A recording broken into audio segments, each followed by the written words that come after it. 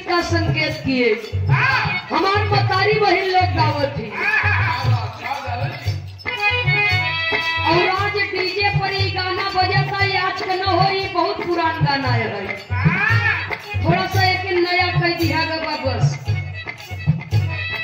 एक दिन खातिर बन जाता, एक दिन खातिर बन जाता सोनार मोर पाला बुआ। एक दिन खातिर बन जाता सोनार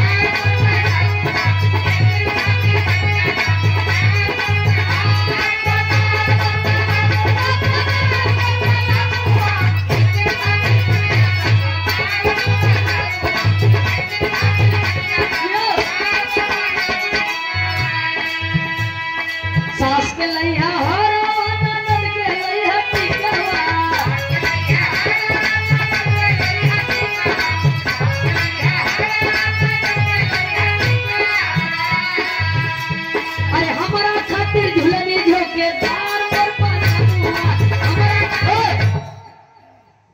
आज के है, लेकिन एक ओरिजिनल वाला हम बतावत है। हाँ सच्चो में हमारे जन्म के पहले के कुल गाना है। हमारे मतारी बहन लोग गावे ननद भौजाई के प्रेम बहुत खट्टा मीठा होता है। तो ननदिया से भौजी कहें जो नहीं मांगन मांगू ननदो मांगू दिल खोल के।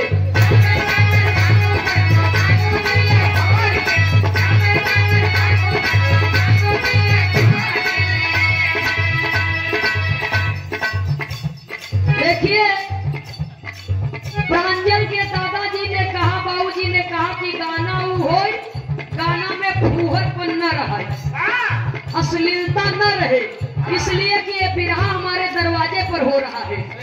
हमारी बेटी बहू बहन सब लोग सुन रही है, तो गाना में रसील बात रहे लेकिन अश्लील।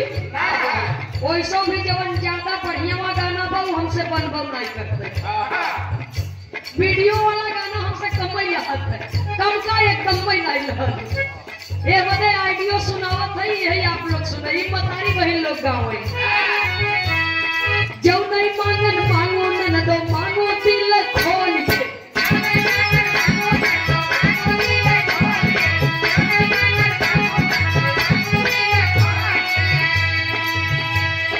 सब बर्तन में बर्तन मांगो हमारा हंडा छोड़ के।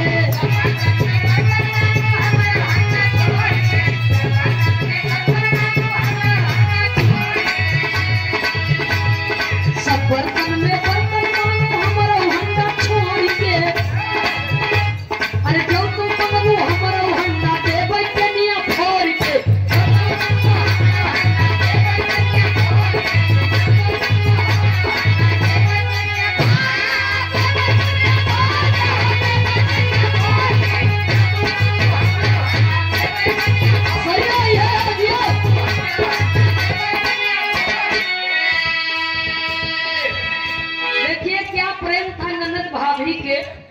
भौजैया कहे नदिया से सब मांग ले, सब कुल तो हो रही है, लेकिन जो हमारे नैहरे से हंडा मिला वो मत मांगो। अगर ओके मांगो तो हम छेद करके दे, पेनी फोड़ के दे। जब हमारे काम में नहीं आए तो हमारे काम में नहीं आए।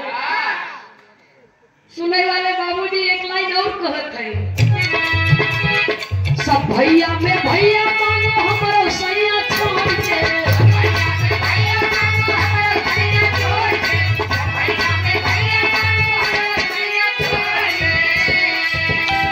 अरे जो तू मंगबू हमारो सैया दे बैठनिया तोड़ के। ले कहते हैं जो तू मंगबू हमारो सैया दे बैठनिया तोड़ के। ना हमारे काम में ही ना तोड़े।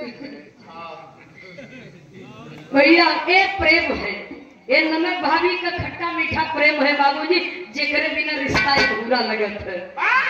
बहुत बढ़िया सोहर गीत आप लोग सुने सूरज बाबू की ओर से। एक लाइन लहाई दे क्या?